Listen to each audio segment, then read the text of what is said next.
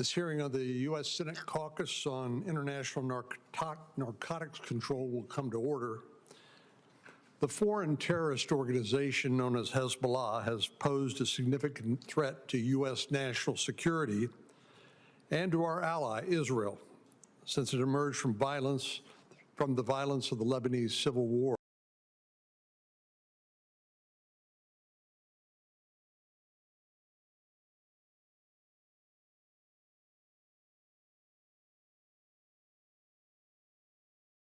For an update.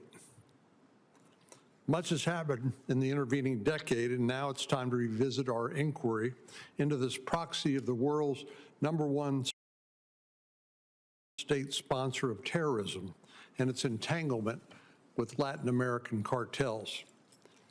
In its early years, Hezbollah carried out a number of high-profile terror attacks against the United States, including the 1983 suicide truck bombings of the U.S. Embassy and U.S. Marine Barracks in Beirut, the 1984 car bombing of the U.S. Embassy Annex in Beirut, and the 1985 hijacking of TWA Flight 847. Hezbollah forms part of Iran's network of proxies across the Middle East, along with other terrorist organizations like the Houthis and Hamas. In 2020, the U.S. State Department estimated that Iran provided as much as $700 million in funds to Hezbollah annually, and was one of Hezbollah's main suppliers of military technology. Hezbollah's threat to the United States and Israel is not geographically confined to the Middle East. In 1992, at Iran's direction, Hezbollah bombed the Israeli embassy in Buenos Aires, killing 29 people and wounding 242. And in 1994, Iran ordered Hezbollah to carry out the bombing of the Argentine Israelite Mutual Association Jewish Society Community Center, killing another 85 people and wounding more than 300. The American Jewish Committee has described the attack as the deadliest anti-Semitic attack outside of Israel since the Holocaust. Last year, we observed the 30th anniversary of that bombing, and although we have not suffered another successful Hezbollah-perpetrated terrorist attack in the Western Hemisphere since 1994, Hezbollah has been far from inactive. Its activities in Latin America are chiefly focused on raising funds for its terrorist operations in the Middle East and elsewhere. Beginning in the mid-'80s, Hezbollah established a presence in the lawless tri-border region of Argentina, Brazil, and Paraguay, infiltrating the largest Lebanese Shiite diaspora community. As the Financial Crimes Enforcement Network, FinCEN, noted last year, Hezbollah's illicit activities in the tri-border region have included oil smuggling, money laundering, black market money exchange, counterfeiting, and illegal weapons procurement. FinCEN also reported that Hezbollah has developed close ties to the South American drug trafficking organizations, laundering their proceeds for them. Hezbollah has found a home in Venezuela as well, where the Chavez and the Maduro regimes have developed close ties with Iran and Hezbollah. I'm concerned about reports that indicate that the former Venezuelan vice president was responsible for issuing Venezuelan passports to Hezbollah members, facilitated their coming to Latin America through Venezuela, and helped Hezbollah to channel funds to the Middle East. In 2020, the Department of Justice charged a former member of the Venezuelan National Assembly and Maduro ally with narco-terrorism, drug trafficking, and weapons offenses. Among other things, the Department of Justice has alleged that El Zabayar acted as a liaison between the Maduro-linked Cartel de los Soles, or Cartel of the Suns, and Hezbollah and Hamas. Hezbollah has also been active in Venezuela's southern neighbor of Colombia. The U.S. Treasury Department has linked Lebanese-Colombian drug kingpin Ayman Joma his network to Hezbollah as well. In 2012, the department designated several members of Jomah's network, including Ali Mohammed Salah, under the Foreign Narcotics Kingpin Designation Act. Salah was a former Hezbollah fighter who led a Hezbollah support cell in Colombia, solicited donations for Hezbollah from local business owners and residents, and acted as a liaison to Hezbollah's Foreign Relations Department and its operations in Latin America, Europe, and the Middle East. More recently, the Department of the Treasury sanctioned Mahdi Akil Helbawa, who established a Colombian-based charcoal company used to launder funds for Hezbollah. While Hezbollah has been a significant terrorist threat to the United States, they have faced significant setbacks in the past year. In 2024, Israel eliminated much of Hezbollah's senior leadership. Hezbollah lost an important ally following the collapse of Bashar al-Assad's regime in Syria in December of 2024. And most importantly, Israel's success in the 12-day war with Iran and President Trump's brave decision to strike Iranian nuclear sites in Operation Midnight Hammer could dry up a key source of funding for Hezbollah. Analysts estimate that before the 12-day war, Iran provided between 70 and 90% of Hezbollah's annual budget. These setbacks may force the Iranian regime to look inward, and Hezbollah may be motivated to look elsewhere for funds to carry out its terrorist attacks. In this critical time, Hezbollah may seek to further expand its Latin America drug trafficking and money laundering networks, and that's why we are holding this hearing today. Today's hearing will help us to evaluate the current threat posed by Hezbollah to our south, to review the measures the U.S. government has taken to counter that threat over the last 10 years, and to consider how best to respond to the new environment. We're fortunate today to have a group of highly qualified witnesses, and I'm looking forward to the discussion. Before I introduce the witnesses, I'll turn it over to Senator Whitehouse. Thank you, Senator Cornyn, and congratulations on your chairmanship.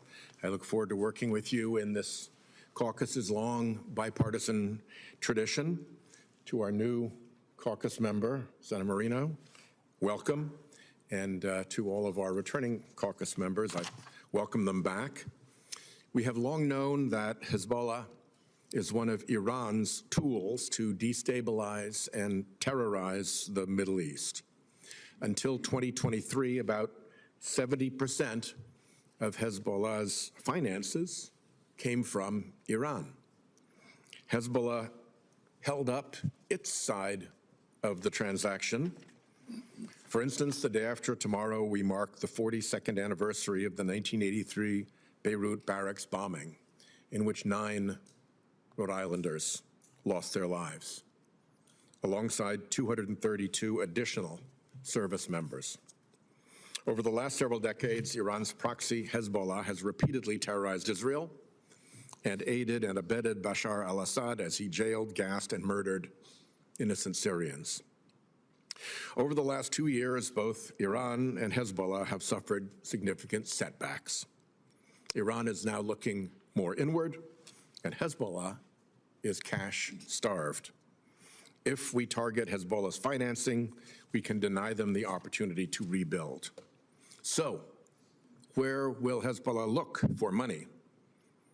Hezbollah has operated in Latin America for almost 50 years, cultivating ties with drug traffickers and developing illicit finance and trade networks.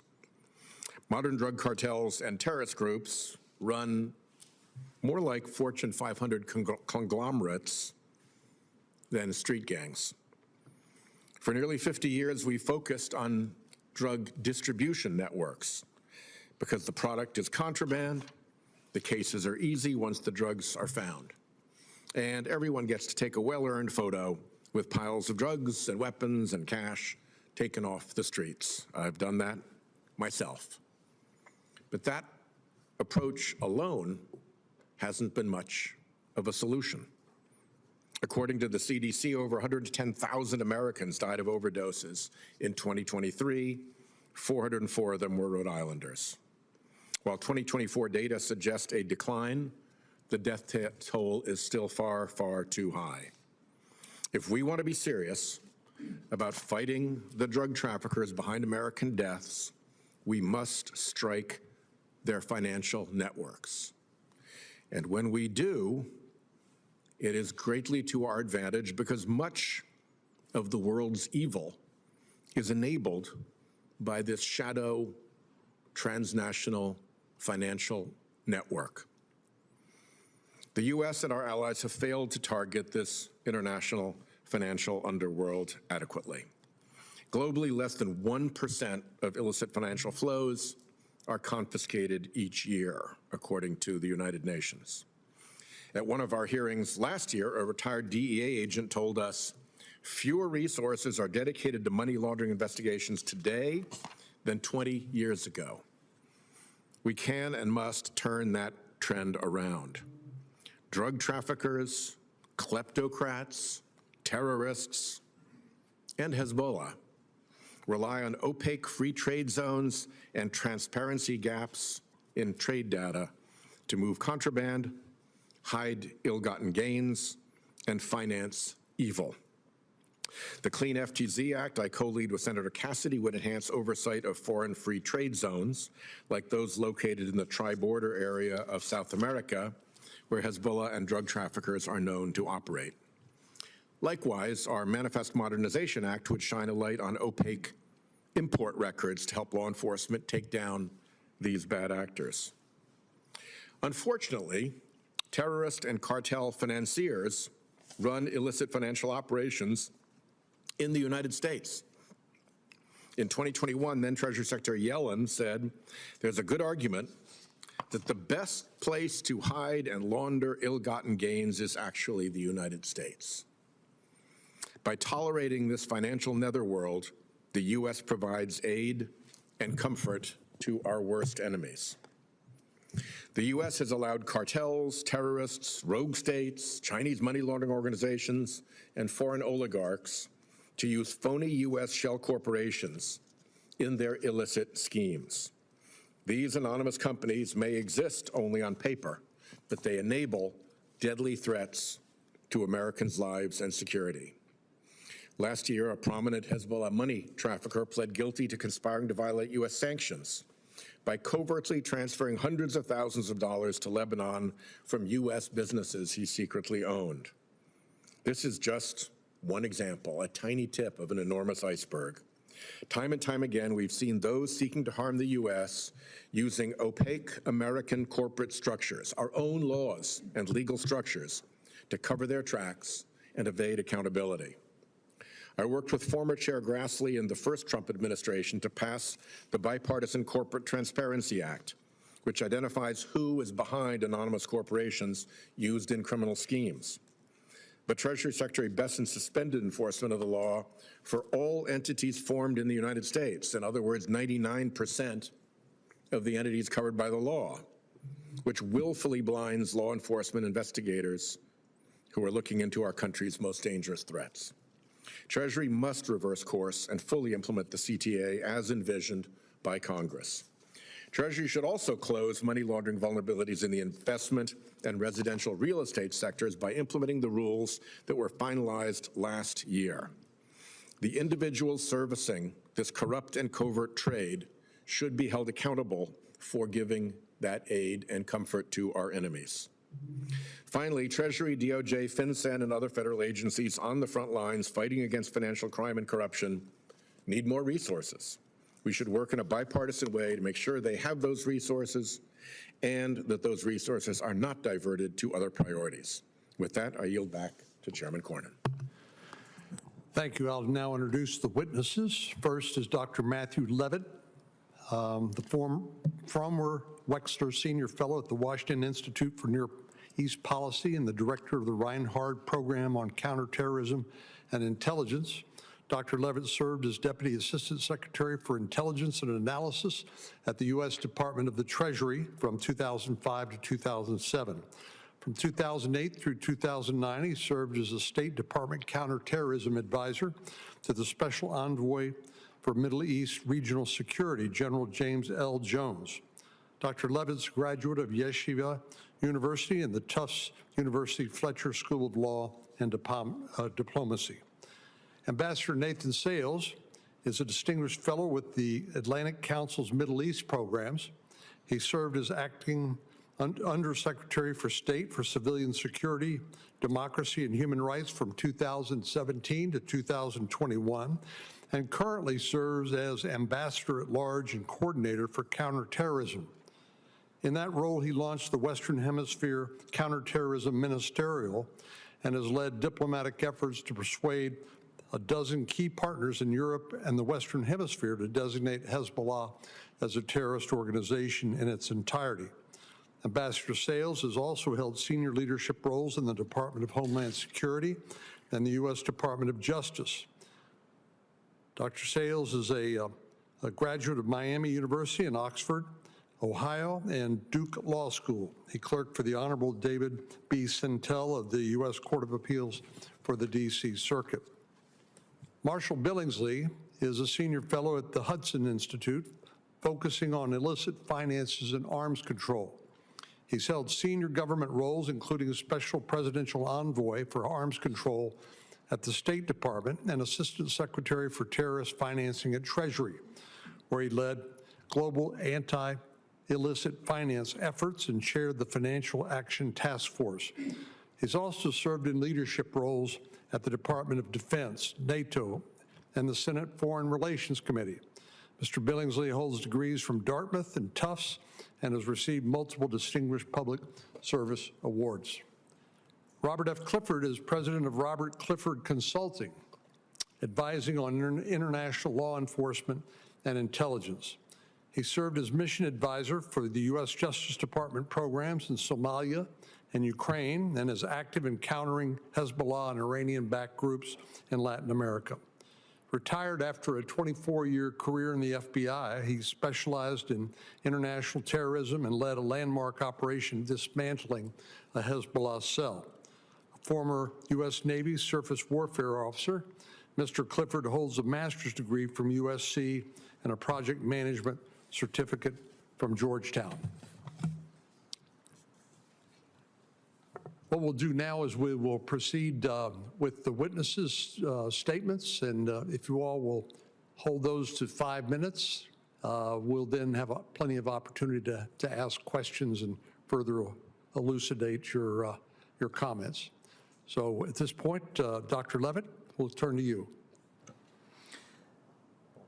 Chairman Cornyn, Co-Chair White House, and distinguished caucus members, thank you for the opportunity to appear before you today, especially with my fellow horsemen of the apocalypse here on this panel. Hezbollah has a long history of turning to its diaspora networks when it's facing financial stress. Iran is still believed to provide Hezbollah with about the same amount of money today that it did before the October 7th attacks.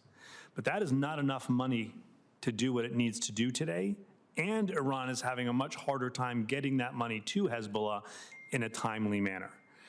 And because of this history, after the 2006 war, after the 2009 Green Revolution in Iran, and other cases where when Iran is under stress, when Hezbollah is under stress, they traditionally reach out to their illicit financial networks around the world, we can expect that they will do the same today. So it's not just that Hezbollah has this history, this incredibly robust history of illicit financial activity here in the Western Hemisphere. It's that we know that we can anticipate, not that they will, but that they are doubling and tripling down on that effort right now. If you need big money real fast, you turn to illicit activities, and especially to narcotics trafficking. And Hezbollah has demonstrated its ability to play an important and lucrative niche role in laundering the proceeds of narcotics trafficking for a wide array of cartels.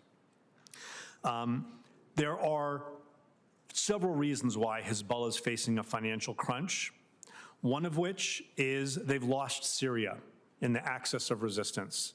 The second is they were at the receiving end of a pretty severe Israeli series of reprisal attacks, and a lot of attention's been paid to the senior Hezbollah officials who were killed and Nasrallah himself and the missiles that were taken out, but not enough people have paid attention to the stacks of gold and pallets of cash that were blown up, to the specific locations of Al-Qard al-Hassan, Hezbollah's unofficial bank, that were destroyed. And on top of that, there is now a regime in Lebanon that is trying to enforce the ceasefire, that has even gone so far, the Lebanese central bank, in passing a circular banning financial transactions with Al-Qard al-Hassan and several other Hezbollah financial institutions. So there's no question that Hezbollah is going to look to finance itself in other ways. And you have my written statement. I'm not going to go into all the details there. I want to highlight two themes for you today.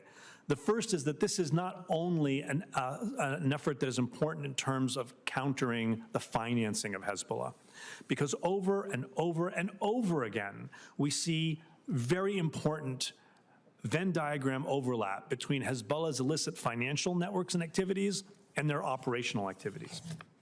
The most recent example, the most recent serious Hezbollah plot in the Western Hemisphere was thwarted a couple of years ago in Brazil. And the key individual behind this plot, who tried to recruit a bunch of Brazilian criminals who were not tied to Hezbollah to carry out an attack on Hezbollah's behalf, was known to authorities because he was engaging in illicit sales of vaping, which is illegal in Brazil.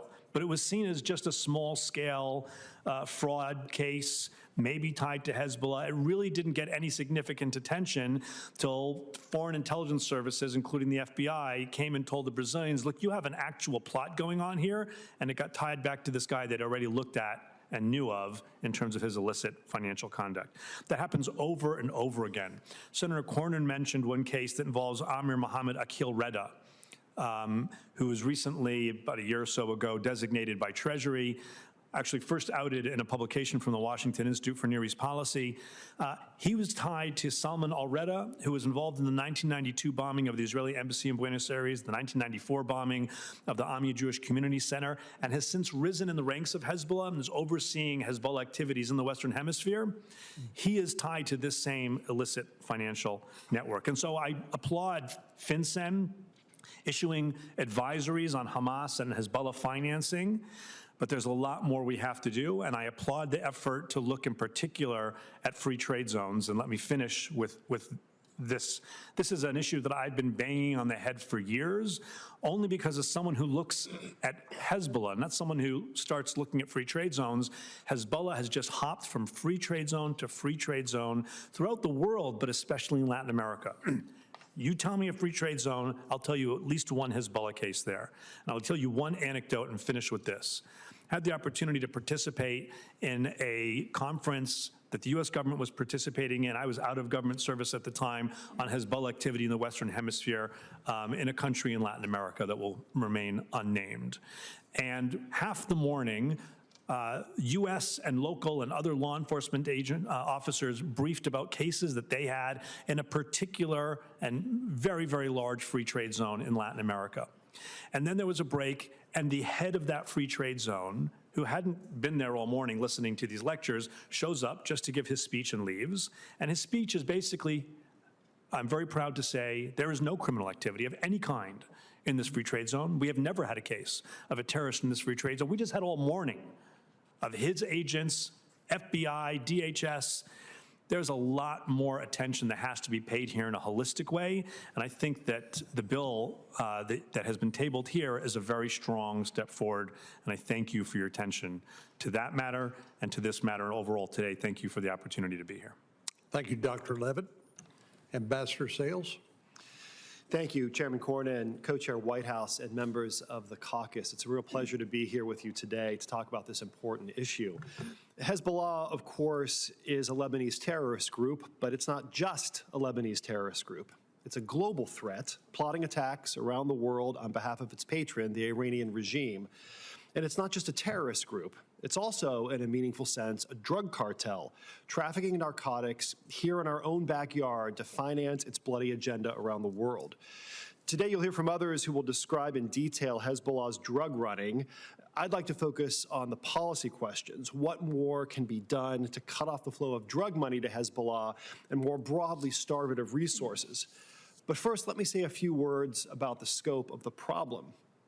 Historically, as we've heard, Hezbollah has received the lion's share of its funding from the Iranian regime, up to $700 million a year, or about 70% of its annual budget.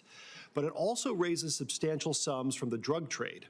In the 1980s, a Hezbollah cleric issued a fatwa approving the sale of drugs to non-Muslims in the West, and the group has certainly taken advantage of this decree over the ensuing years.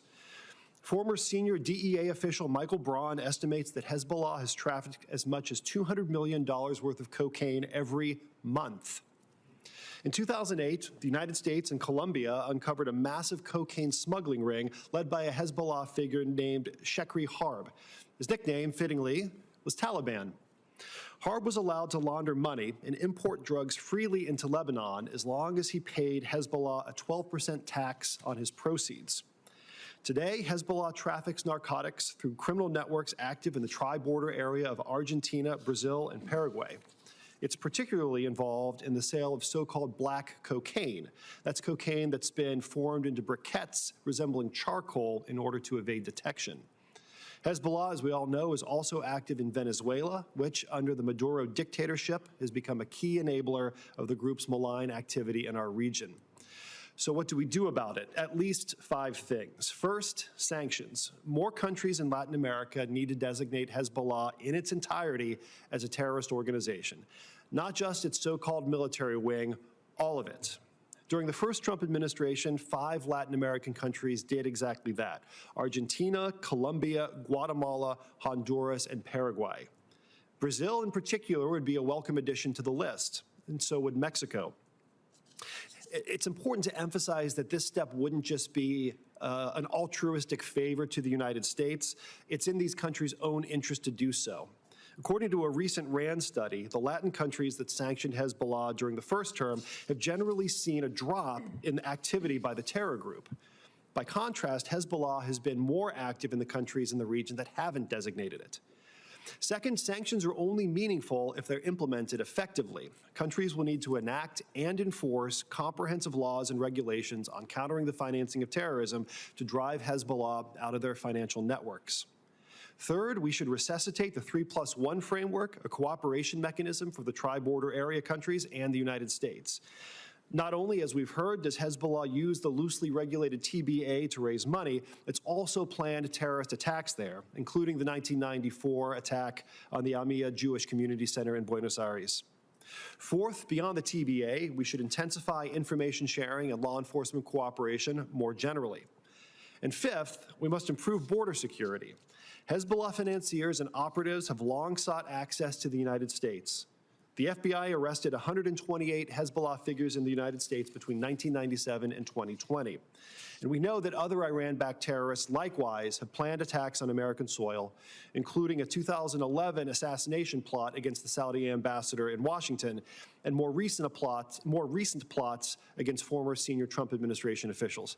Mr. Chairman, Mr. Co-Chair, and members of the caucus, thank you again, and I look forward to your questions. Mr. Billingsley. Thank you, Chairman, Co-Chairman, Senator Moreno. You have my prepared testimony, You have my prepared testimony, which covers two aspects of what the caucus asked to speak about today.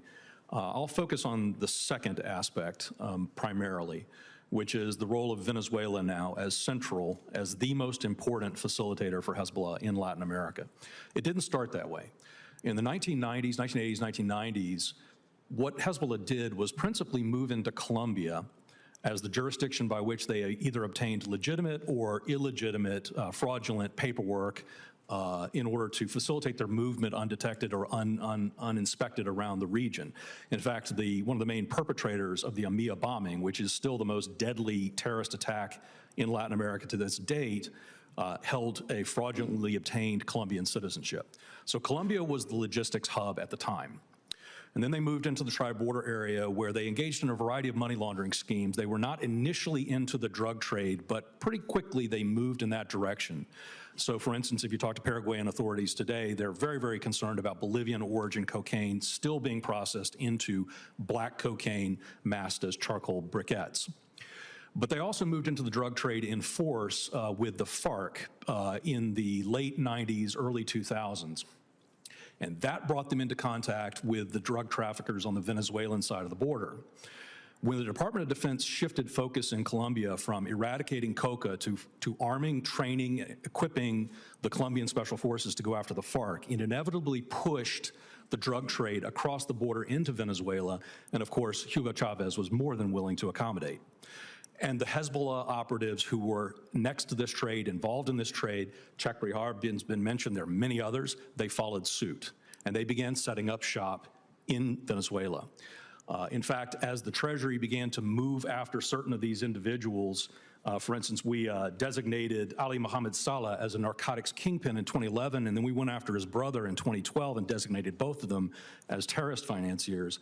They left shop in Colombia and set up shop across the border in Venezuela. One of the individuals I want to highlight for you here, who is really one of the spiders at the heart of this web, is a man named Ghazi Nasruddin. So Ghazi organized, prior to this shift into Venezuela, Ghazi organized a drugs for weapons deal with the FARC that benefited Hezbollah. Ghazi has been a Hezbollah operative for many, many years, but he also holds Venezuelan citizenship, and he served in senior diplomatic posts, particularly in Damascus, where he personally arranged meetings with Hezbollah officials and the issuance of Venezuelan passports to Hezbollah operatives to conceal their identities. Under Hugo Chavez, Venezuela opened its doors to Hezbollah, allowing the group to establish a major footprint, including a paramilitary training site on Margarita Island. As far back as 2002, 2003, when I was at the Pentagon as the Assistant Secretary for Special Operations, we had indications of document forgery on that island, and I've seen documentation that the Venezuelan government was awarding contracts to Hezbollah front companies as far back as 2001. When Maduro seized control, the breadth and depth of the Hezbollah presence in Venezuela dramatically expanded, as did their ties to the narco-terrorist regime and the Cartel de los Sols. Tariq al-Assami, who's been referenced here, held a number of senior regime posts. One of the most critical was he was head of the Venezuelan Passport Agency. And in that role, he directed and facilitated the issuance of a large number of passports to Hezbollah operatives and Hamas operatives. Now, I have seen from the Venezuelan opposition a database of more than 10,400 people that were given Venezuelan passports who were Syrian, Lebanese, or Iranian citizens up to 2019. I haven't seen the more recent data, but we know some of those individuals made their way to the United States, and some of them have direct ties to Hezbollah. As we've now seen lately, as the Israelis have pressed the offensive against Hezbollah back in Lebanon, Saudi press has indicated that a direction has been given for 400 Hezbollah field commanders to evacuate to Latin America, and Venezuela is specifically identified. I don't have information that Maduro is facilitating the issuance of passports for that purpose, but if past behavior is any indication of preference, he likely will be. And I'll conclude with this, to say that first, while under the control of Hassan Nasrallah, Hezbollah operatives were discouraged from the drug trade, at least publicly. Now, privately, the Shura Council never really, they turned a blind eye to the profits coming in. But because the terrorist group is under such financial stress now, my advice is that we look hard at Venezuela, because they will go in whole hog with the Venezuelan regime and with the drug trade to supplement the income that they've lost. Venezuela is a willing safe haven for what remains as the most lethal, dangerous foreign terrorist organization to the United States, and that is Hezbollah. Thank you, sir. Thank you, Mr. Billingsley. Mr. Clifford? Thank you, Chairman Cornyn, Co-Chairman Whitehouse, and honorable members of the Senate Caucus on International Narcotics Control. It is a privilege to be here this afternoon. Improvise, adapt, overcome. Those of us who have served in the military know exactly what this means. These three words became second nature to us. In preparation to appear before you today, I reflected upon my 3 decades of pursuing Hezbollah. I recall staring at the ruins of the bombed and destroyed Israeli embassy in Buenos Aires. I remember surveilling Hezbollah terrorists as they embedded themselves into suburban American communities, sending millions of dollars garnered through criminal activity back to Lebanon. And just a few months ago, I walked past Hezbollah front companies laundering money in Ciudad del Este, Paraguay. Hezbollah is always watching us, just as we're watching them. Hezbollah improvises, adapts, and overcomes. If this requires laundering money for deadly drug cartels or aligning itself with violent transnational gangs, Hezbollah will do so. I have provided this background on Hezbollah because it is the reason why we are here today. Hezbollah needs money, and it needs it now. Iran is Hezbollah's primary financial supporter to the amount of hundreds of millions of dollars a year. However, the combination of sanctions, falling oil prices, and military strikes has diminished Iran's ability to financially support Hezbollah at its previous level. Israeli military actions have killed or severely wounded a significant number of Hezbollah fighters, including many of its senior leaders. It is estimated that over 2,000 Hezbollah members have defected from the organization. In addition, the Lebanese army is showing signs of strength over Hezbollah and is attempting to disarm Hezbollah fighters. To win back popular support, Hezbollah has distributed millions of dollars to the families of killed or wounded Hezbollah members. Facing the reduction of Iranian financial support and a growing need for an infusion of cash, Hezbollah is increasingly turning to international drug trafficking. Hezbollah, through interlocutors in Latin America, ships cocaine to countries in Africa with large Lebanese diaspora populations. These countries include Nigeria, Sierra Leone, Ivory Coast, and Guinea. Hezbollah has inserted itself into these diaspora communities, often using religious, political, and familial ties to exert influence and control.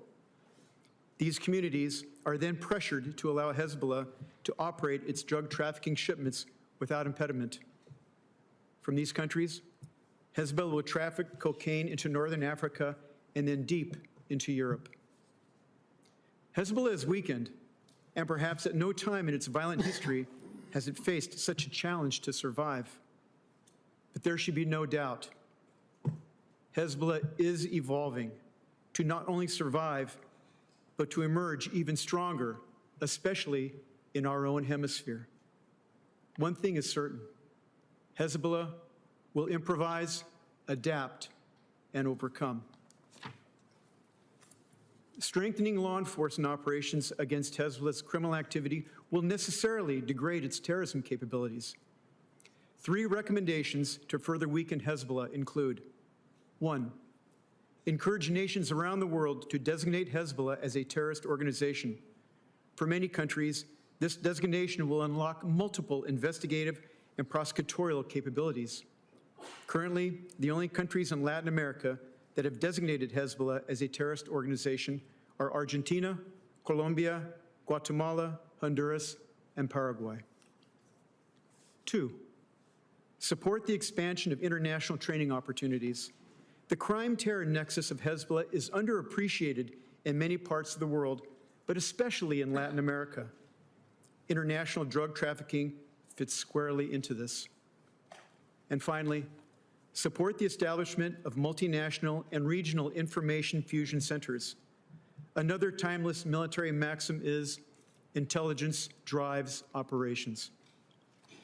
With such a dynamic transnational threat as Hezbollah, it is paramount to bring together international and regional partners.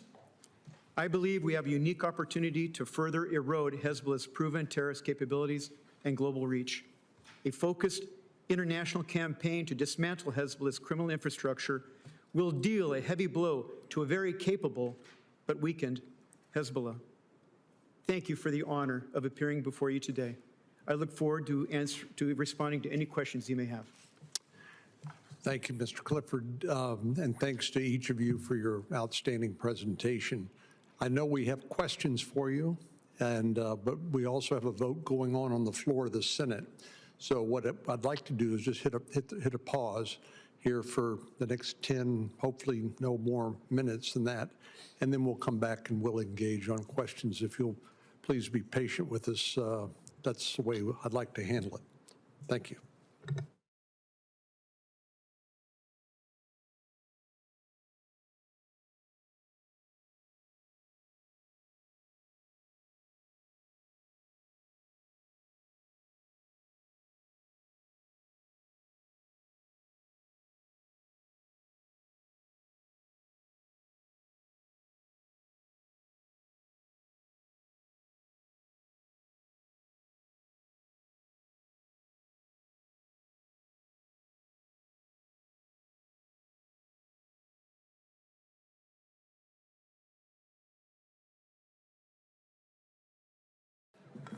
We'll reconvene the hearing, and let me thank the witnesses in the audience for your patience.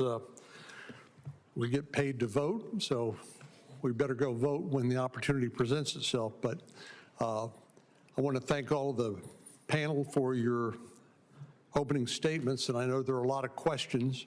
I'd like to start with the observation raised, I think in the Ambassador Sales, you may have mentioned the RAND study, one of the witnesses did, that was done in spring of 2025. And this statement is in that study. It says, Hezbollah collaborates extensively with government officials in Venezuela on intelligence, infrastructure, securing arms, identification documents, bank accounts, and pipelines for moving operatives and equipment. It goes on to say that in 2022, Iran and Venezuela formalized a 20-year cooperation agreement in which Maduro explicitly aligned his country with Iran's axis of resistance. And it refers to Iran's strategic partnership with Venezuela. I think for many Americans, including me and other members of Congress, we always believed or knew that there were terrorist operatives in South America because of the well-known terrorist attacks that we've talked about here, but perhaps didn't know that Hezbollah was so intertwined with the government of President Maduro as it was previously with President Chavez of Venezuela. And I wonder if maybe starting with Mr. Levitt, you could comment on that. And I guess as I think about Hezbollah, I think they're not just a terrorist organization, but they also basically run the government in Lebanon. And I wonder, do they have similar aspirations in countries like Venezuela? Thank you for your question. First, I think it's important to note that while Hezbollah had tremendous sway, they didn't run the government, they had tremendous sway over the government, a blocking third in the parliament, ministers, et cetera. In Lebanon, today they're under much more pressure because there's a new government there that is trying to implement the ceasefire. They're not looking to run the government in Venezuela and have the burden of governance, but they're looking to have as much influence as possible. They're looking to have people who are in a position, as Marshall and others said, to be able to provide them whatever passports they want. If they want to be able to engage in a money laundering scheme together with Hezbollah and Venezuela and Iran trading gold, which they do, they want to be able to have people who can facilitate that. If they want to be able to travel throughout the region and travel through Venezuela, they want to be able to do that. I think that it's not an exaggeration to include Venezuela today in what some people refer to as the axis of evasion, sanctions evasion, which is clearly Russia, China, and Iran and North Korea. But Venezuela now plays a very important role in that too. And so I wouldn't quite put Venezuela in the axis of resistance, but it's right next door, and it's a very important ally. And the fact that it is an important ally in the Western Hemisphere is something that has to give us pause, because it's not just a question of illicit financial activity, it's also a question of operational activity. And it's a question of undermining policies not only here in the Western Hemisphere, but elsewhere. If Venezuela enables plays a role enabling Iran to move illicit funds, to access gold, to sell oil, to barter oil, then that's undermining our overall sanctions policy and a whole set of other issues. So Venezuela plays an important part in this illicit network as it reaches the Western Hemisphere. Mr. Clifford, I think maybe Mr. Billingsley was the one who mentioned the cartel of the Suns. And I'm familiar with the Mexican cartels, but frankly not as familiar with cartel of the Suns. And I wonder, Mr. Clifford and then Mr. Billingsley, could you talk a little bit about Maduro's role as head of the cartel of the Suns and what sort of illicit businesses they're involved in? Well, thank you for the question, Senator, and I'll join with you, sir. Just as an overview, the cartel, they say the cartel of the sun because within the Venezuelan military insignia, where our generals have stars, they have suns. And that is, that is why they call this the cartel of the sun, is because there is a belief that the most senior military leadership of Venezuela is involved in narcotics trafficking, allowing military transport aircraft infrastructure to facilitate narcotics trafficking from South America to Africa to Europe. Mr. Billingsley? Senator, that's exactly right. The Cartel de los Soles is a reference to the entire kleptocratic structure that surrounds Maduro and the rest of the senior leadership in the country, who have collaborated together now for many years to divvy up the spoils of the country. And it goes from a wide range of drug trafficking initiatives, but it goes all the way through to the looting of illicit gold mining in the country, the destruction of the rainforests, the oppression of the indigenous peoples as they do that, the contamination, mercury contamination you can see from space as they process the gold. They divvy up the oil proceeds. So it's the rampant looting of the entire country, but the main revenue generator for the regime is the narcotics trade, which is why so many of them have been indicted here in the United States on drug charges. Thank you. Senator Whitehouse? Chairman Cornyn, thank you. Again, thank you to all of the witnesses. I begin with the theory that a considerable amount of the evil in the world is supported by a shadow financial system that operates to accomplish two things. One, protect these criminals and kleptocrats' assets behind rule of law, while at the same time protecting the criminals and kleptocrats' assets from rule of law, which is accomplished by secret accounts and secret means of transferring funds, and that it's dangerous to all of us, and we need to focus on it. Dr. Levitt, what is the trick with free trade zones that Hezbollah and others can take advantage of? What's the vulnerability there that Senator Cassidy's and my bill is trying to cure? Could you just explain how this works? In the simplest terms, without meaning to be terribly pithy, it's the lack of law enforcement, it's the lack of customs. You can bring in a truck and no one's checking it. You can open a company, call it an import-export company, and you can move whatever you want in and out, because it's there to promote business, to promote access to foreign currency. And in countries where there's not an interest in having a law enforcement or regulatory oversight of any kind, a free trade zone provides literally a free zone in which activities of almost any kind are tolerated. And so we've seen Hezbollah over the years in those rare cases where press coverage or rare government action against their activities in one free trade zone shortly after 9/11, for example, in the tri-border area, put pressure on them, they moved to others. So Iquique, Chile, or a free trade zone in Belize just south of the Mexican border, or the Panama Canal Zone, or a whole bunch of others.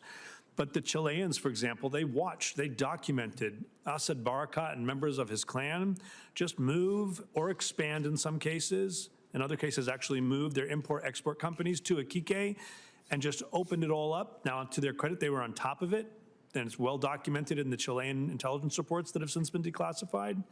But this is not new at all. Money laundering can be accomplished not just with currency, but with goods as well, correct?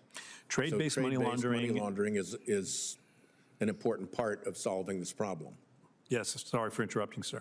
Trade-based money laundering is exceptionally effective. You don't even have to, you don't move any cash at all. You move a good that seems to have a legitimate purpose in moving from point A to point B.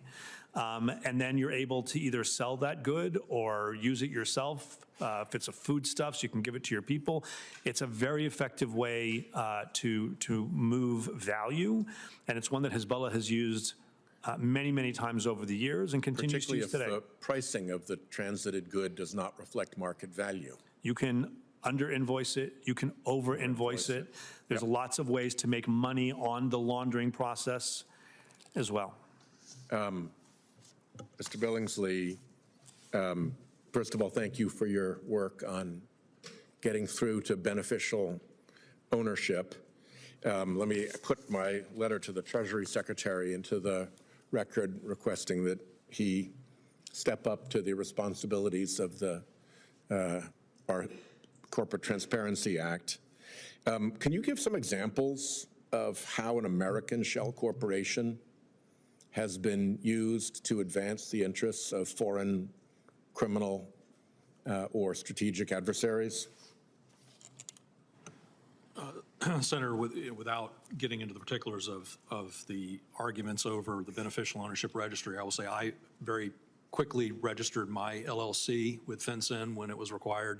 It took me 5 minutes. Yeah, it takes about 5 minutes for a regular company. And I would just say, you know, during the years of the Obama administration, when I served as managing director at Deloitte, one of the main things that I did was I would charge companies to research the ultimate beneficial ownership of prospective clients and prospective vendors. Made a lot of money doing that, and it was unnecessary. If we'd had a beneficial ownership registry, nobody would have had to pay Let for me it. ask you one last thing as my time runs out. Imagine a world in which we had collectively made governments sponsoring secret accounts that hide assets as unacceptable as governments allowing child labor.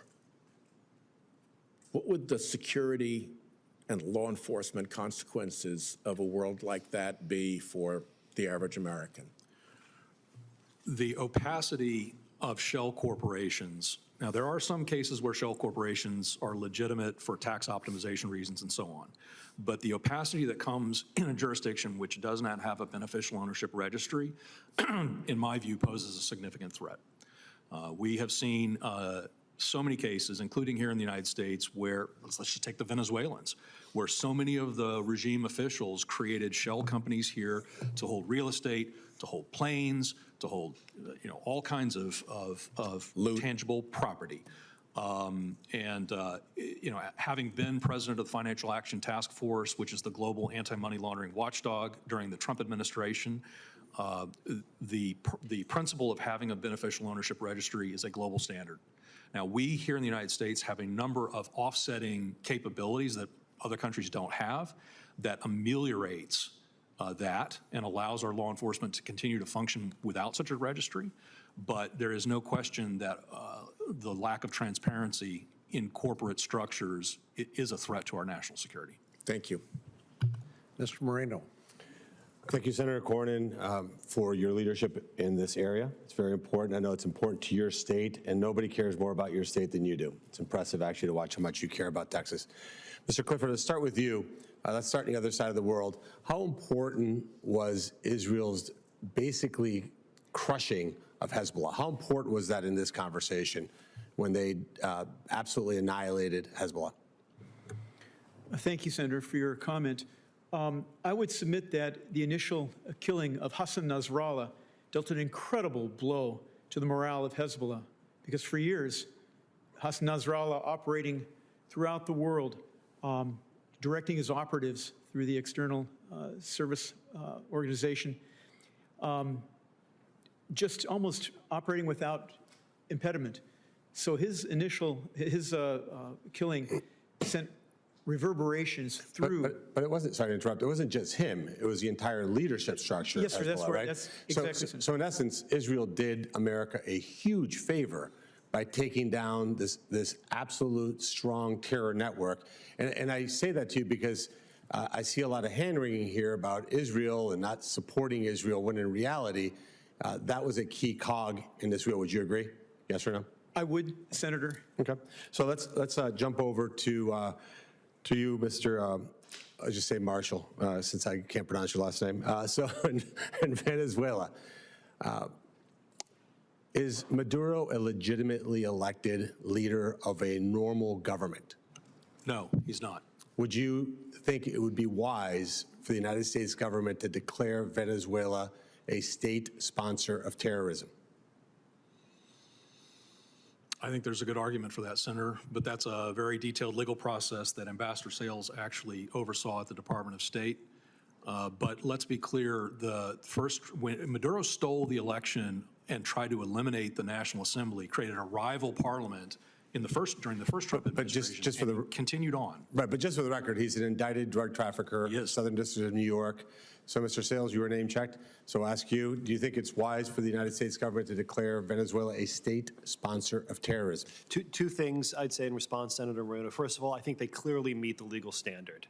So it's a yes. That's a yes. The prudential question is, would making that play right now advance the Trump administration and Congress's interest in Maduro stepping down?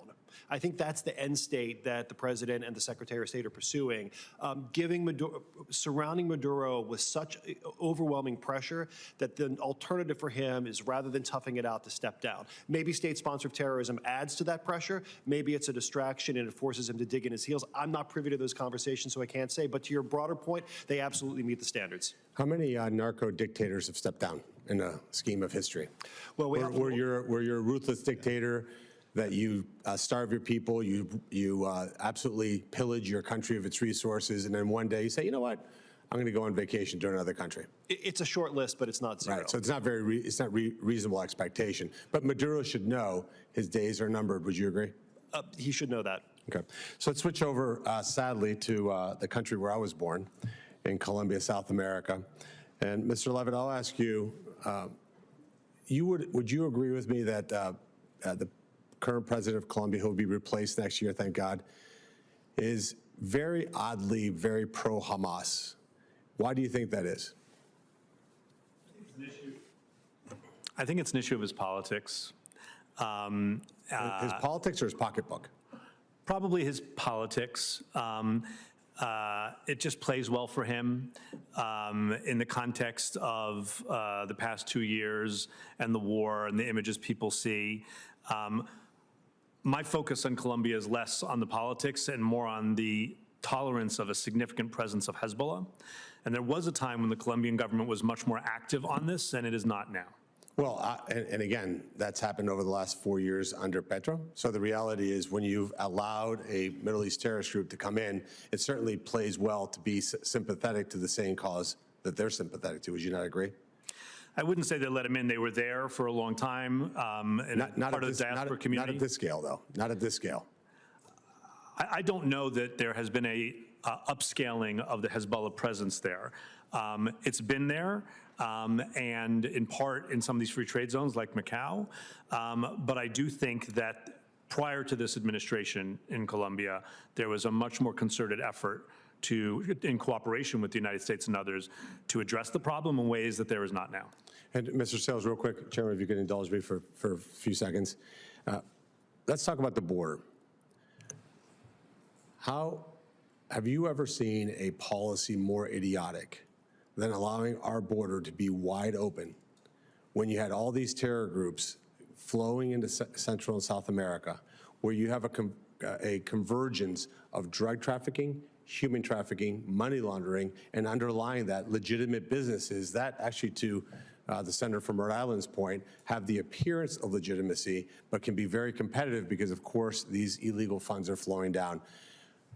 Describe to me, briefly, because I'm going to be cut off here, how insanely idiotic was for us to allow that policy to have gone on for 4 years. Well, Senator, I think I would say the first responsibility of any sovereign country is to protect your border. If you don't have control over the people and the goods and other things that are coming across your border, you don't have much. So I think one of the most important things we can do for security reasons, for law enforcement reasons, for humanitarian reasons, to prevent human trafficking, child trafficking, is to get full control of our border. Senator Lujan. Thank you, Mr. Chairman. Ambassador Sales, with that being said, do you think the United States should require 100% screening inbound and outbound traffic of our southern border to secure it? Well, Senator, there are ways to manage risk at an acceptable cost to the legitimate flow of travelers across borders. And one example I would give of that is the automated targeting system that Customs and Border Protection uses at airports. Sure. So ascertain if I just may, relative Ambassador, that system exists today, and there's bad stuff coming into America and leaving. Isn't that fair? No system is perfect. That's right, Senator. Would 100% screening of inbound and outbound vehicles at our southern border be better or worse than the environment we have today? Well, when you say 100% screening, can you Looking in every car, screening. So right now, it's all random. You all know better than I that it's a very low percentage of passenger vehicles that actually get fully looked at. As a matter of fact, in the Trump administration, Biden administration, it's been clear that most of the fentanyl coming into the United States on the southern borders through passenger vehicles, predominantly driven by young women that are Americans. That means that this system that we've got isn't working. There's bad things coming into the United States. I mean, I don't need to get on this now. I just think there's something that we can all work on to require 100% screening. We do it at the airports. There's no reason that we can't use the brightest and best in the world, namely in America, to come up with a system where we don't slow down commerce, but that we move to a heightened security status, again, inbound and outbound traffic in the country. I mean, we can chat about this later, but I think there's something that we might be able to do in that space. My questions in this area, Mr. Billingsley, during your time as Treasury Assistant Secretary for Terrorist Financing, are you aware of anyone that was charged for laundering money for cartels or terrorists? Yes. Are you aware of any of those people charged or convicted? I don't know if I followed through on the ultimate conviction, but there were a lot of charges. Appreciate that. I'll follow up on that as well. Dr. Levitt, same question to you. Are you aware of anyone charged with money laundering for cartels or terrorists during the time that you had various responsibilities? And same question, were any of those charged convicted that you're aware of? Yeah, thanks for the question. There have been many indictments. I don't know the numbers of convictions. Mr. Clifford, you had 25 years looking into bad people doing bad stuff. Some of it included money laundering. Are you familiar of any of the cases that you investigated? Were any of those people charged? And of those people charged, were they convicted for money laundering with cartels and terrorist organizations? Certainly a case we had in Charlotte, North Carolina, where we had a Hezbollah cell that we penetrated and dismantled. The charges were RICO. The charges were material support to terrorism, money laundering, insurance fraud, bank fraud. All were convicted or all pled guilty. This was Hezbollah. I'm unaware of any cartel nexus at that time, sir, but they were convicted.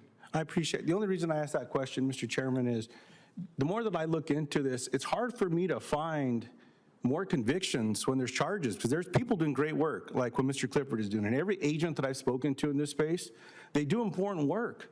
I just don't see people going to jail. And the problem that I see here is as long as a bad person can make a buck doing something bad, I see them as they're going to keep doing it. And until these penalties are not just a percentage of profit, but if you get caught laundering $1 billion, the penalty should be $2 billion. We're going to take the billion that you laundered and we're going to slap you with double your fine so that way it hurts you. And you should go to jail. Senator, yes. Without getting too technical here, one of the things I observed at the Treasury Department was that often they would get charged with money laundering, but also some other offense like weapons trafficking, child trafficking, narcotics trafficking, and the prosecution proving the money laundering case is a heck of a lot harder sometimes than proving the possession of drugs, the possession of guns. And so a lot of the convictions you see are for those other offenses, not necessarily for the money laundering, even though the money laundering was perhaps the most important aspect of the whole case. I appreciate that, Mr. Billingsley. Look, I'm not a lawyer, Mr. Chairman. I grew up on a small farm, so, forgive me for that. I'm curious, how Mr. Chairman, might be able to find the recommendations, the proposals, so that it's not so hard to go after someone that's working in a C-suite that may or may not have knowledge, because you have to prove that they've got knowledge, to allow someone to do this bad stuff. We're either going to allow it in America or we're not going to allow it. And we all have constituents that are dying every day. And so I'm certainly hopeful that in this area, whatever that think tank is, whatever that group is, we've got a group of experts right here. Who are those people that can tell us? And I'm leaning a little bit more toward those agents. No offense to my friends that have done good work for us going after bad people. But what is it that's in these cases, in these investigations, that doesn't rise to those people getting put away? So I appreciate it, Mr. Chairman. I value my assignment on this responsibility. I look forward to working with my colleagues so we can keep more people safe. And thank you all for your service as well. Thank you. So we'll do another round of questions. So this is a complex area of law enforcement, terrorism, money laundering, illegal drugs, and a whole lot of other things that you all have talked about here. But if you happen to be sitting at home and listening to this, I think the question most people would ask, whether they say it out loud or ask themselves, is so what? So what? So can you all each take a stab at answering that question? In other words, why should this be important to the American people? Dr. Levitt? I really appreciate the question. Look, it's not just that we have a serious drug problem in this country, and as the senator said, every state in the union has horrific numbers, but this is also a terrorist group that is working with Iran. It's working with regimes like Venezuela to do things that undermine the economy and that enable a terrorist group, to potentially carry out attacks. We're not talking in the about United States? Certainly in the Western Hemisphere. We've had several arrests and convictions of Hezbollah operatives in this country who were carrying out pre-operational surveillance of FBI offices and other federal buildings, and of individuals in New York and in Michigan and JFK International Airport and Pierce International Airport in Toronto, surveillance of the U.S. and Israeli embassies in Panama, plots in Chile, in Brazil, Colombia. And Colombia was also doing surveillance of the U.S. Embassy. This is a combination of the worst. Terrorist groups, rogue regimes, and narcotics traffickers. It ticks every box that should have our interest, and that if we can do things, and we can do things, including the bills that you've put forward, to make it more difficult for them to be able to do whatever they want in free trade zones, to make it more difficult for people to be able to hide the beneficial ownership, then this will make a difference in the lives of your constituents. This is not some esoteric concept. Ambassador Sales, so what? So what? This matters because Americans are at risk of terrorism, and Americans are at risk of the consequences of the narcotics trade. In addition to what Matt said about Hezbollah casing targets in the United States and across the world, I also want to point out that U.S. law enforcement and our partners around the world have detected a number of Hezbollah weapons caches located in cities around the world. It's typically ammonium nitrate stored in large amounts that they get from cold packs and first aid kits. Enormously volatile chemicals that could be used to produce explosives that that are quite deadly. That's not an abstract threat. That's happening now. That's happening around the world as we speak. And the narcotics trade affects us all. How many of us know a friend or a family member who've suffered from losses resulting from the drug trade? Senator Whitehouse, you mentioned the numbers from 2023, the overdose numbers in 2023. In 2024, they're a bit lower, but any number above zero is catastrophic. 80,000 deaths in 2024. Of those, more than 48,000 from fentanyl, 22,000 from cocaine. Those numbers are unacceptable to the American people, and Hezbollah has a part in those numbers being where they are. Senator, if I could just mention that those ICE pack cases, one of them was in Houston, Texas. Yeah, Senator, so what? So Hezbollah has killed lots of Americans over many decades. You mentioned a few of the attacks, the Marine Corps barracks bombings being a good example. So what? Hezbollah is the most effective operational arm of the Iranian regime, which is a regime that continues to pursue the destruction of the state of Israel and which continues to harbor nuclear weapons ambitions. So what? One of the guys that Dr. Levitt mentioned, who was arrested surveilling attack sites in New York, was also surveilling a way to shut down the Panama Canal. You want to hurt the Americans in the pocketbook? Let Hezbollah take down the canal. Final so what? Hezbollah has been training the Houthis on how to use drones and ballistic missiles to attack U.S. vessels and to shut down shipping in the Red Sea, which is spiking prices. So those are just a few examples, not to mention the so what of Hezbollah now being deeply embedded in Venezuela, helping drive, that swamp, which is attracting more and more snakes by the day. And Mr. Clifford, before you answer that so what question, do you believe that Hezbollah operatives have made their way from South America across the southern border and are currently located in the United States?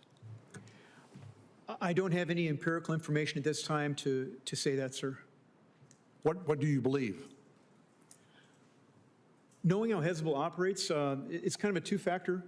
Oftentimes, Hezbollah will engage in activity to stay away from law enforcement. So they will, cases I've had, Hezbollah has engaged in marriage fraud, identification fraud, to come here legally so they don't get jammed up by the police. However, with the ability of Hezbollah to improvise, adapt, and overcome, it would not surprise me that Hezbollah operatives have entered the United States in any number of manners, to include crossing southwest border, sir. And would you care to add anything to the earlier witnesses in terms of why people should care? So what? Yes, Senator, that's not the first time I've been asked, so what? And I'll give you, and the reason being is that cases I've worked in the United States, and again, Hezbollah is very, very cautious about attracting the attention of law enforcement. They don't get involved in large-scale bank fraud that they're going to attract the attention of the FBI or Secret Service. And they don't get involved in bank robberies or violent crime to attract the attention of the police. There is a no man's land, insurance fraud, credit card fraud, tobacco tax evasion that makes millions of dollars without any kind of oversight. And this money, Senator, is utilized to purchase dual-use equipment that has drastically affected the lethality of Hezbollah attacks overseas, has garnered together support for Hezbollah cells in the United States. So what? That's why. Thank you. Senator Whitehouse. Thanks very much. Dr. Levitt checked the boxes of terrorists, rogue regimes, and narcotics traffickers, all of whom are supported by the transnational shadow financial system, which I think now is more or less unified, coalesced into a easily accessible international operation. Just if each of you could quickly describe how you believe our present level of effort against that transnational shadow financial system compares to where we should be. 1%, 2%, 200%, we're doing too much. How do you think we are compared to where we should be in battling that, investigating, exposing, and battling that financial system? Start with you, Mr. Levitt, and shoot right across. To be perfectly blunt, for all we're doing, and we're doing a lot, I'd give it a generous 5%. 5%? That sounds about right to me, Senator. About 5? I think it's high. You think 5% is high? Yep. Same, sir. Aye. 5%? Okay, well, that's good to know. We could do 20 times as much. We need to, I'm with you. As my time closes out, I just wanted to flag one issue. I don't know if any of you have spoken to this before, but we're coming up on a Ukraine bill in which I'd like to get attention to a particular problem that the Department of Justice has when it deals with foreign criminals, oligarchs, sanctions violators, and so forth, with respect to asset seizure. And it relates to this shadow financial system in which assets are hidden so that the people who stole them can keep a grip on them from law enforcement. And the perfect example is an oligarch yacht. But it could be a narco trafficker's yacht, run through a lot of the same, Cypriot bank accounts, Cayman Islands shells, Dakota trusts, who knows what. At the moment, under US law, an asset that is seized by federal law enforcement under $500,000, law enforcement can proceed against what lawyers would call as in rem. And I'm sure those of you with law enforcement experience remember doing this. And you see it happening because the case is styled United States versus $40,000 found in trunk of Chevy Chevelle. And there's a public notice of the proceeding against that $40,000, and anybody who wants to claim that $40,000 gets to show up. The Department of Justice did this with botnets. Notice to the world, here's this botnet, we're about to take it down, strip it off the internet. If it's yours, come show up and challenge us. If not, we'll get a court order. And of course, nobody shows up because they'd have left out the back of the courthouse in handcuffs. Right now, we do not have the ability to proceed as United States versus Mega Yacht Esmeralda, I'm making up the name, because we have to go through all the arcane procedures trying to figure out the ownership. I think we should be able to do that for foreign criminals and kleptocrats. It shouldn't be a $500,000 limit, and a foreign oligarch or kleptocrat or narco trafficker should not have more rights in the United States than a United States citizen has with respect to their own property under $500,000. So I will ask you, not now, because I haven't given you a chance to think about this, but in a question for the record, doesn't it make sense to simplify asset seizure in the context of international crime and kleptocracy in a way that matches the way we treat US citizens for asset seizure? Said the other way, why should a narco trafficker, why should a kleptocrat or the crooked leader of a rogue regime get more protection and be able to build more legal nonsense and defenses around an asset than an American citizen pulled over on Highway 95? So there's my question for the record, and I want to thank the chairman for, I think, has been a very productive and helpful opening hearing of the Chairman Cornyn caucus on anti-narcotics. Thank you. Senator Moreno? So I think it's, would you guys agree, it's fair to say that what we're really talking about is national security here, correct? You guys all agree with that? So if we think about, and I think Mr. Billingsley, you said, or maybe Mr. Sales, you said at the end of the day, a sovereign country can't be sovereign without a secure border. You agree?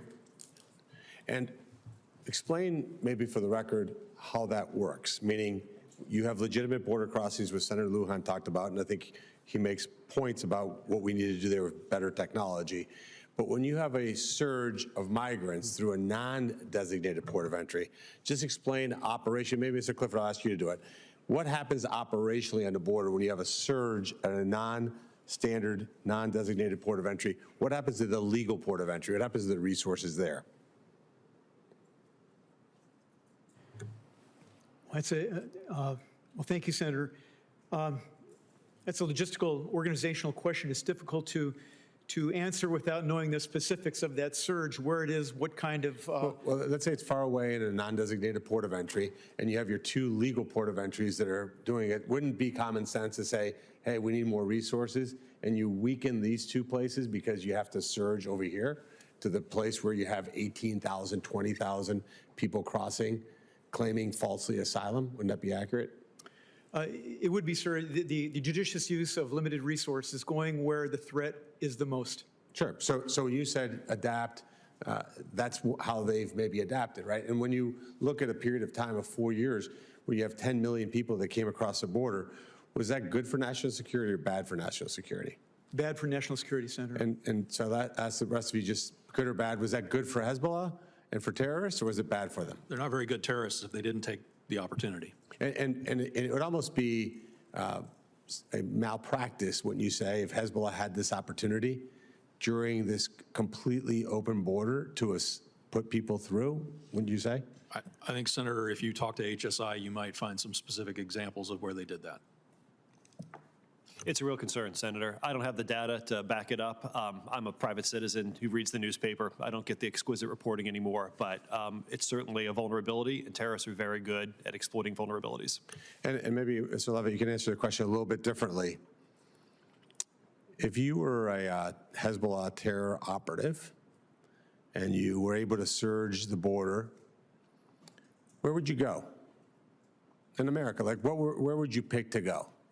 Would you go to a sanctuary city, or would you go to a city where law enforcement is respected, immigration rules are enforced? If you had those two choices, you have a binary choice, where would you go? I think it's worth pointing out that of all the cases I know of actual Hezbollah operatives in kind of the country, less than 5 that I know of actually chose to come in this way. As Bob Clifford noted, there's other ways with better operational security to come in. But by definition, we don't know. By definition, we don't know because they don't participate in a census. We just have to use a standard called common sense that says, well, if you have a surge of 18,000 people in one area, maybe we'll sneak in a half a dozen there, and you're going to probably go to a sanctuary city because you're actually going to be given sanctuary. Well, that's just common sense. And again, they don't participate in a census. They don't get a survey monkey on their iPhone and they fill out and say, are you a terrorist? Where are you? Just checking. I didn't get that survey monkey myself either. It is a viable theory, but like you said, it is just that. It's not based on data. So let's move to the next piece. So you have the border wide open, huge problem. Sanctuary cities, gigantic problem. Certainly helps the terrorists and helps the people that are bringing harm to this country. How about impeding ICE operations? Is that helpful or harmful to terrorists? If I'm a terrorist, the last thing I want is law enforcement on my trail. All right, so when you see the impeding of ICE operations, it's ultimately decently ironic because what you're doing is you're helping the criminals. Is that correct? Mr. Billingsley, would you like to add to that? I think that's exactly right. And then deportations, like if we want to get people out of the country, trying to jailbreak deportees from foreign jails, is that helpful or hurtful to national security? It's hurtful and illegal. Well, not exactly illegal. That was done. I mean, when you go down there and have margaritas in a foreign jail with somebody who we deported is probably not helpful. But ultimately, this is about national security, but also about destabilizing Latin America. You know, the advantage of the United States of America is that we were blessed with phenomenal real estate. We live in a really good neighborhood. That's not true of a lot of places on earth. But if you can destabilize Latin America, it is ultimately the way to destabilize the U.S. Would you agree, Mr. Clifford? What is your question, Senator? Is destabilizing Latin America good for America or bad for America, for the United States? A stabilized Latin America, people would remain there and participate in their country.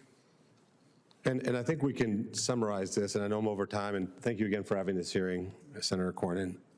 When we look at the Trump doctrine, you look at somebody like me who was born in South America, came here with my family. You look at the United States as somebody who spreads peace and stability around the world. What we've seen, sadly, over decades is basically willful ignorance of Latin America. an inability for us to meaningfully engage in Latin America in a way of providing American leadership. And I think President Trump is changing that in very important ways. Number one, designating these cartels as foreign terrorist organizations. You're going to see us take action on that. Designating Venezuela as a state sponsor of terror. You're going to see us take action on that. Putting these narco-sympathizing Hezbollah supporter, terror narco supporters on the OFAC list, their families, their enablers. I think you're going to see us take action on that and investigate when they've been elected because they've gotten money from narco terrorists. That ultimately says we're going to clean up Latin America and rid corruption. Just real quickly, Mr. Sales, Mr. Billingsley, good idea, bad idea? Good idea. The more stable, the more prosperous our neighborhood is, the better for everyone. Senator, I 100% agree with you. One key point here, when you look at the regime that has fostered the socialist plague that has spread across Latin America, it's the Venezuelans. It's corrupt, dirty Venezuelan money that underwrote the Petro campaign. They funneled money into Mexico. They funneled money into Brazil. Once we have democracy restored in Venezuela, all of that subversion money that has been underwriting the socialist campaigns around the region dries up. So does the oil revenues to the Cuban regime, all of the support to the Nicaraguans. We forget about what Ortega is doing to the Nicaraguan people. It's a travesty. So the solution begins with the restoration of democracy in Venezuela, in my humble opinion. I couldn't agree more, and I think we're going to free Venezuela, and that will be one of President Trump's many, many legacies. It's long past due, and I think his days are numbered, and I would be surprised if he's still in Venezuela by the end of this year. Thank you, Mr. Chairman. Mr. Lujan? Thank you, Mr. Chairman. Mr. Levitt, Treasury's been aggressive in sanctioning Hezbollah-linked money exchanges such as Shams Exchange and Lebanese Canadian Bank, making it more difficult for them to access money in the traditional banking system. Now, my question is the United States now seeing Hezbollah's illicit finance infrastructure include digital assets, crypto mining, or use of crypto exchanges in the tri-border area?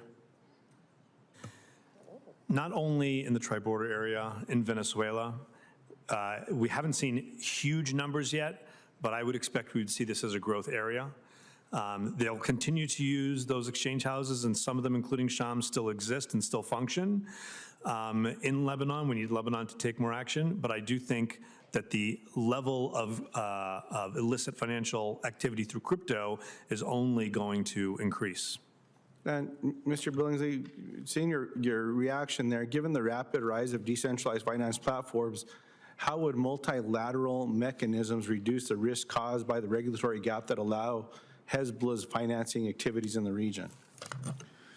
The most important thing, in my view, is that we have to continue to insist on the standard that that crypto asset service providers are treated the same way that money service businesses like Western Union and others are. You need to come in and furnish identification on who you are. You need to furnish identification or information on who you're sending the money to. And that information needs to be preserved for a minimum of 5 years for law enforcement to have access if they come knocking. That is the standard that we adopted at the Financial Action Task Force globally, and we need to follow through here in the United States to enforce that domestically as well. Mr. Billingsley, would you say that FinCEN, one of the tools that exists with looking at financial institutions in the United States, is there a way to strengthen that? Going back to the point that I made earlier, which is if these investigations are showing that bad people are doing bad things, a financial institution says they get caught laundering or they get charged, alleged laundering, then they come up with the corrective report. The way that I understand it now is they work with Treasury to hire someone that they agree upon to audit themselves and to implement the correction. I don't understand that. I mean, that sounds like a pretty good business to be in, to get hired by the person accused to say, well, tell me how to do the crime better, I guess. I don't know, so I don't get caught. I'm really curious as to what can be done to strengthen not just this environment as we're having a marketing structure conversation in America, and everyone in the industry that I've spoken to, they want to do better here, and they insist that a strong market structure policy would create a better environment. I believe that by doing that, that we can create a better environment for financial institutions in America. Do you have a reaction to that, or you want to put some thought into that and maybe respond later? Maybe I'll respond. I Just appreciate to say, that. I know I served as a Treasury-imposed independent monitor on a large European defense company that was doing a whole bunch of stuff they shouldn't have been doing.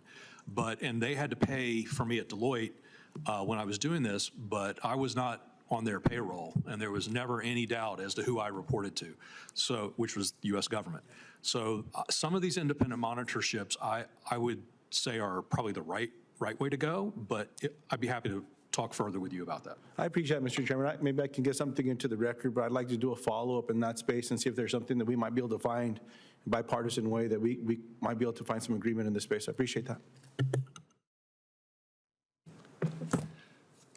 Well, thank you to each of you for your expert testimony here today. And I was just going through your written statements, and virtually all of you have made recommendations to us on policy responses to the problem that you've identified here. But there may well be a short period of time where there will be some additional questions for the record. So if you'll be looking for those and get your responses back to us promptly. But I'm sure you have prompted more than a little thought and maybe some ideas about solutions to some of this problem that many of us were unaware of. So you've performed a real public service by being here today, and you have our gratitude. Thank you so much. The hearing is adjourned.